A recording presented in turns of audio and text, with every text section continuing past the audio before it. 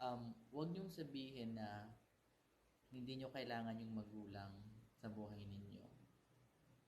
Magulang mo, after mong mag-sacrifice sa sarili mo at maibigay mo sa kanila yung gusto nila, or yung magulang ni partner mo. Kasi pag may cross na ganito, yan. Kasi ganito yung discussions dyan. Ito yung line ng parental side. Okay, ito to. Dito sa side na to. Kung paano ka nagsimula. Kasi dito yon. Kapag may cross kasi dyan, may ganito. At ito, line na to ay nagpo-present ng emotions, linya ng utak, linya ng puso, nagsasama. Tapos may cross.